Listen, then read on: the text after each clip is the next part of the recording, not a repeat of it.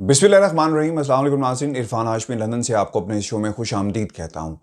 Viewers, एक television channel पे मुफ्ती कफ़ायतुल्लाह ने कहा कि मौलाना का नाम वज़ू के साथ लेना होगा। पहले आप ये क्लिप देख लें, फिर इस पर हम बात करते हैं। गैरत नहीं खाना था। मौलाना फजल रहमान का नाम बगैर वुजू कर लिया तो मैं ऐसे नहीं छोड़ूंगा। मुझे भी गैरत है अपने कायद पर। मैं अपने लीडर पर गैरत नहीं करूंगा। व्यूअर्स, आपने क्लिप देखा और सुना मुफ्ती कफ़ायतुल्लाह ने क्या कहा फजल रहमान के हवाले से।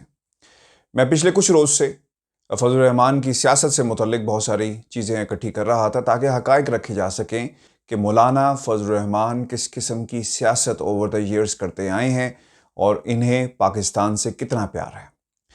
व्यूअर्स, आपके सामने आज हम एक पूरी टाइमलाइन रखेंगे फजल रहमान की सियासत से मुतल्लिक कि उन्होंने पाकिस्तान के लिए क्या किया, इस्लाम के लिए क्या किया और पाकिस्तान को वो कितना प्यार करते हैं और इक़्तिदार के लिए उन्होंने अमेरिका से किस तरह राब्ते किए। विकीलीक्स की रिपोर्ट्स मौजूद हैं जिसमें बताया गया कि मौलाना फजल रहमान ने यूएस सेनेटर से क्या बात की।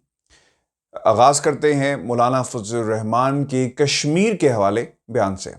व्यूअर्स, बहुत सारे पाकिस्तानियों के लिए ये बात ख़ास हैरत अंगेज़ होगी कि पाकिस्तान की जानिब से मौलाना फजल रहमान पहले सियासतदान थे जिन्होंने पाकिस्तान के दरीना मौक़िफ़ के बरक्स भारतीय सरज़मीन पर जाकर वाशकाफ लफ्ज़ों में कहा कि कश्मीर एक इलाकाई मसला है और इसे हल करने के लिए पाकिस्तान और भारत को मिल बैठना चाहिए। साल 2003 में फजल रहमान ने हिंदुस्तान का एक इंतहाई अहम दौरा किया और जो इसलिए भी अहम था क्योंकि वहाँ पर टाइमिंग बड़ी इंपॉर्टेंट थी इस दौरे की, क्योंकि लोग पूछ रहे थे कि मौलाना फजल रहमान का भारत में आने का बुनियादी मकसद क्या है।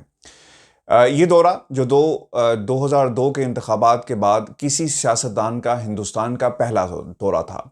उस वक्त मौलाना फजल रहमान मुत्तहिदा मजलिस अमल के कायद थे जो दाएं बाजू की जमातों का एक बड़ा इत्तेहाद था। नई दिल्ली फजल रहमान के बारे में ये सोच रखता था कि वो अफगानिस्तान में तालिबान की हमायत करते हैं। पाकिस्तान और हिंदुस्तान के दरमियान वो खारजा ताल्लुकात को दुरुस्त करने के लिए फजल रहमान ने जम्मू कश्मीर के मुतल्लिक कई अवामी बयानात दिए।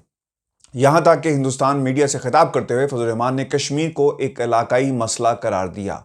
मौलाना फजल रहमान खैबर पख्तूनख्वा के साबिक वज़ीर आला मुफ्ती महमूद के साहबजादे और जमीयत उलमा इस्लाम फ़े ग्रुप के मरकज़ी अमीर हैं। ये डिटेल्स आपको बताना इसलिए ज़रूरी है ताकि आपको पूरी जो टाइम लाइन है वो समझ आ सके कि इन्होंने अपनी सियासत का आगाज़ कैसे किया और किन अदवार के अंदर पाकिस्तान के हुक्मरानों और अमरीका से किस तरह इनके ताल्लुकात बढ़ते रहे।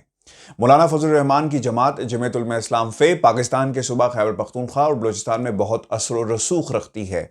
मौलाना फजल रहमान ने 1988 के आम इंतखाबात में हिस्सा लिया। उन्होंने 1988 के इंतखाबात जमीयत उलमा इस्लाम फ़े के प्लेटफॉर्म से लड़े जो एक इस्लामी बुनियाद रखने वाली पार्टी है। बेनज़ीर भुट्टो के दौर में फजल रहमान खारजा कमेटी के सरबराह रहे। 2013 के इंतखाबात में भी अपने हल्के से कामयाब हुए।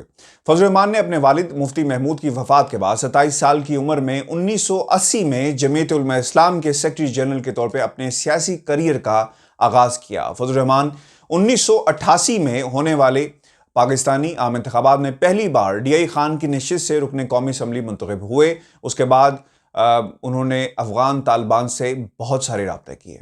फजल रहमान DI खान के सीट से दूसरी मरतबा 1990 में पाकिस्तान के आम इंतखाबात में कौमी असम्बली की नशिस्त के लिए इंतखाब लड़े, लेकिन वो इंतखाब में कामयाबी हासिल नहीं कर सके। फजल रहमान 1993 में पाकिस्तानी जमाती इंतखाबात थे दूसरी मरतबा DI खान नशिस्त से इस्लामी जमहूरी महाज के टिकट पर रुकन कौमी असम्बली मुंतखब हुए।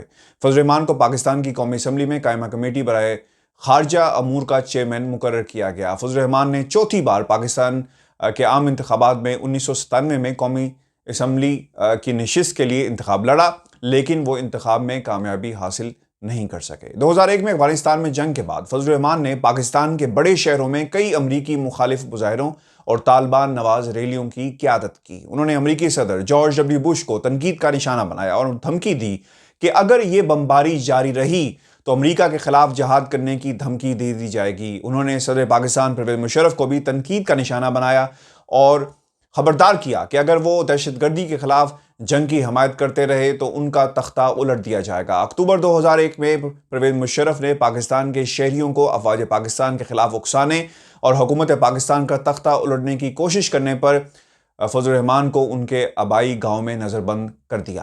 بعد ازاں مارچ 2002 میں فضل الرحمان کو رہا کر دیا گیا اور ان کے خلاف مقدمات واپس لے لیے گئے۔ فضل الرحمان 2002 میں متحدہ مجلس عمل کے ٹکٹ پر تیسری مرتبہ پاکستان کے عام انتخابات میں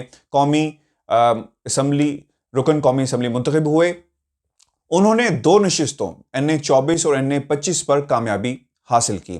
ویورز آپ کو بتا دیں کہ یہ اتنی لمبی تمہید باندھنے کا مقصد یہ تھا کہ آپ کو حالات پتہ چل سکیں اوور دا ایئرز مولانا فضل الرحمان کے سامنے کیا تھے اور انہوں نے حالات کو کس طرح استعمال کیا کہ وہ اقتدار میں جا سکیں۔ مولانا فضل الرحمان نے 2008 میں قومی اسمبلی کی نشست کے لیے چھٹی بار متحدہ مجلس عمل کے 2 حلقوں سے انتخاب میں حصہ لیا۔ DI خان جو ان کا روایتی حلقہ ہے اور NA 124 بنو ستمبر 2008 میں وہ پاکستان کی قومی اسمبلی کی کشمیر کمیٹی کے چیئرمین منتخب ہوئے۔ فضل الرحمان بنو کے حلقہ انتخاب سے متحدہ مجلس عمل کے ٹکٹ پر چوتھی بار پاکستان کی قومی اسمبلی کے رکن منتخب ہوئے، لیکن وہ DI خان میں الیکشن ہار گئے۔ ویورز 2008 میں فضل الرحمان نے خود کو طالبان سے دور کیا اور اپنے آپ کو اعتدال پسند لیڈر قرار دیا۔ مئی 2014 میں نواز شریف نے فضل الرحمان کو کشمیر سے متعلق قومی اسمبلی کی خصوصی کمیٹی کا چیئرمین مقرر کیا اور وفاقی وزیر کا درجہ دیا۔ اگست 2017 میں شاہد خاقان عباسی نے بھی فضل الرحمان کے ساتھ یہی سلوک کیا اور یہی عہدہ ان کے حصے میں آیا۔ 31 مئی 2018 کو قومی اسمبلی کی جب مدت ختم ہوئی اور اسے تحلیل ہونا پڑا تو اس پر وفاقی وزیر کے عہدے پر فائز ہونا انہوں نے اس کے بعد چھوڑ دیا اور مارچ 2018 میں وہ متحدہ مجلس عمل کے سربراہ بن گئے۔ فضل الرحمان نے ڈیرہ اسماعیل خان کے حلقوں NA 38 اور NA 39 سے 2018 کے عام انتخابات میں حصہ لیا، لیکن وہ کامیابی حاصل نہیں کر سکے۔ 27 اگست 2018 کو پاکستان مسلم لیگ نون سمیت متعدد اپوزیشن جماعتوں نے فضل الرحمان کو 2018 کے صدارتی انتخابات میں امیدوار نامزد کیا۔ 4 ستمبر 2018 کو اس انتخاب میں اس وقت کے صدر پاکستان عارف علوی کو 352 اور اعتزاز احسن کو 124 ووٹ پڑے۔ اور اگر میں یہ کہوں کہ مولانا کی سیاست ہمیشہ سے اسلام اور پاکستان کے گرد گھومتی رہی اور مولانا اسلام اور پاکستان کے درمیان کلاباسیاں ہمیشہ کھاتے رہے ہیں تو غلط نہیں ہے۔ آج کا یہ بیان مفتی کفایت اللہ کی طرف سے جو آیا کہ مولانا کا نام وضو کے ساتھ لینا ہوگا، یہ جب وہ بیان دے رہے تھے تو اس کا سیاق و سباق سمجھنا بہت ہی ضروری ہے پاکستانی عوام کے لیے کہ مولانا کی سیاست کس قسم کی رہی ہے۔ مولانا فضل الرحمان نے قومی اسمبلی میں پاکستان کے لیے اسلام کو بنیاد قرار دیا۔ نہ جانے ان کے دل میں یہ کیسے خیال آ گیا کہ پاکستان اسلام کے نام پر حاصل کیا گیا۔ یہ طے ہے کہ وہ اسلام کے سیاسی طور پر استعمال کرنے کے ہمیشہ سے حق میں رہے۔ ان کی سیاست ہی اسلام کے نام پر چلتی ہے۔ انہوں نے اور ان کے والد محترم نے عملی طور پہ کبھی کوئی ایسا اقدام نہیں کیا جس سے ہم یہ کہہ سکیں کہ ان کی اسلام کے لیے بہت بڑی خدمت ہے۔ وہ صوبہ سرحد میں حکمرانی کرتے رہے، مگر سوائے اس کے کہ بسوں گاڑیوں میں گانے بجانے پر پابندی لگائی جائے، اس کے علاوہ کسی قسم کا کوئی قانون پاس نہیں کروایا گیا۔ مولانا فضل الرحمان کے والد مولانا مفتی محمود خود وزیر اعلیٰ تھے اور پھر مولانا فضل الرحمان اکرم دورانی کی شکل میں وزیر اعلیٰ تھے۔ متحدہ مجلس عمل کے حوالے سے بھی کوئی ایسا اشارہ کبھی نہیں دیا گیا کہ وہ اسلام کا عملی نفاذ چاہتے ہیں۔ متحدہ مجلس عمل اسٹیبلشمنٹ کی پیداوار تھی اور صدر جنرل ضیاء نے اگر ہم یہ کہیں کہ اسلام کے لیے بہت سارے ایسے یعنی حقیقی اسلام لانے کی کوشش تو کی، یعنی ایک ڈکٹیٹر نے ایسی کوشش کی، لیکن مولانا فضل الرحمان کی طرف سے کبھی ایسی کوشش بھی نہیں کی گئی۔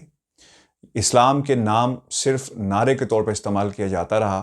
ان کا مقصد اسلام آباد پہنچنا تھا اور وہ کئی بار پہنچے اور اب دوبارہ وہ پہنچنے کی کوشش کر رہے ہیں، دھمکیاں دے رہے ہیں کہ وہ اسلام آباد پہنچیں گے۔ مولانا نے متحدہ مجلس عمل کی طرف سے صدر جنرل پرویز مشرف کی حمایت کرائی اور اس کے بدلے میں اپوزیشن لیڈر بن گئے۔ فرینڈلی اپوزیشن کا آغاز ہوا اور یہ فرینڈلی اپوزیشن کا مقصد صرف یہ تھا کہ اس وقت کی حکومت کو کسی طرح سپورٹ کیا جائے۔ مفتی محمود کے بعد مولانا فضل الرحمان اسلام کے حق میں ہیں، مگر اس اسلام کے حق میں نہیں ہیں جس کے نام پر پاکستان کو بنایا گیا تھا۔ وہ پاکستان کے خلاف تھے، بلکہ مفتی صاحب کہتے تھے کہ ہم پاکستان بنانے کے گناہ میں شامل نہیں، تو پھر پاکستان میں ممبر اسمبلی، وزیر اعلیٰ اور اپوزیشن لیڈر بن جانا کون سا گناہ ہے؟ اس گناہ کا بڑا ثواب مفتی صاحب اور فضل الرحمان کو ملا۔ ویورز، اسفند یار ولی کے کہنے پر حاج دل نے کہا تھا کہ اب پاکستان کو اسلامی جمہوریہ نہیں کہنا چاہیے سب، اور ان کے جیسے لوگ بھارت کے حق میں زیادہ نظر آئے. انہوں نے وہ پاکستان چاہیے جو بھارت کو پسندیدہ ملک اور دوست ملک سمجھے. قاضی حسین احمد نے حضرت مولانا فضل الرحمان کے متحدہ مجلس عمل کے حوالے سے لوگوں کی بیزاری کا ذکر کیا، اور جب انہیں کہا گیا کہ آپ واضح کریں کہ آپ کا موقف کیا ہے، آپ کو ایک واضح موقف اختیار کرنے کی ضرورت ہے، تو اس پہ فضل الرحمان نے کہا کہ اسلام کے لیے ہمارے مدرسے کم نہیں ہیں، اسمبلی اور حکومت میں سیاست چلے گی.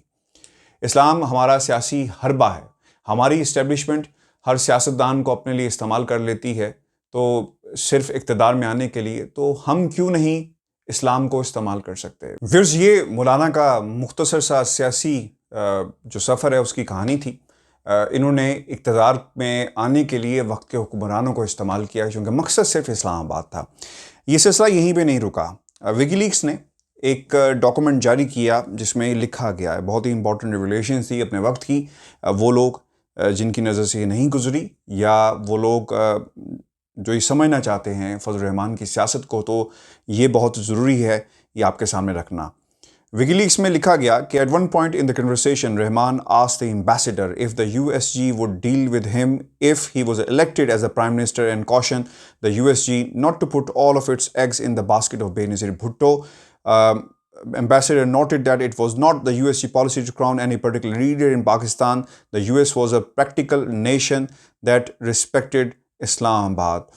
ان کی بڑی خواہش تھی پرائم منسٹر بننے کے لیے، اور وہ اس حد تک چلے گئے امریکہ کی سپورٹ حاصل کرنے کے لیے انہوں نے برملا کہہ دیا کہ تمام دار و مدار، تمام جو سپورٹ بے نظیر کو کی جا رہی ہے وہ غلط ہوگی، لہٰذا مجھے موقع دیا جائے اقتدار میں آنے کا، اور میں وہ پالیسیز پاکستان میں لے کر آؤں گا جو وہ چاہتے ہیں. جس پر انہیں ایک جواب بھی ملا، اور یہ ریکارڈ پہ چیزیں موجود ہیں. ویورز، مولانا فضل الرحمان کی سیاست آپ کے سامنے ہے، اور اگر کوئی شخص یہ کہتا ہے کہ وضو کر کے مولانا فضل الرحمان کا نام لیا جائے، تو ان عقل کے اندھوں کو سمجھ لینا چاہیے کہ پاکستان میں جو یہ سیاست کر رہے ہیں اسلام کے نام پہ، یہ نہیں چلے گی. پاکستان کے لوگ باشعور ہیں. ایک مخصوص طبقے کو، ایک مخصوص گروپ آف دا سوسائٹی کو اٹھا کر اسلام آباد کی طرف گامزن ہو جانا یہ سیاست نہیں ہے، بلکہ امن و امان کی صورتحال کو خراب کرنا ہے، صرف اپنے پرسنل مقاصد کو حاصل کرنے کے لیے. ویورز، یہ ہماری ویڈیو تھی. فضل الرحمان پر بہت تفصیل سے ہم نے جو سیاست ہے وہ آپ کے سامنے رکھی. اپنے کمنٹس ہمیں ضرور بھیجیے گا، اور چینل کو سبسکرائب کرنا مت بھولیں. مجھے لندن سے اجازت دیجیے. اللہ نگہبان.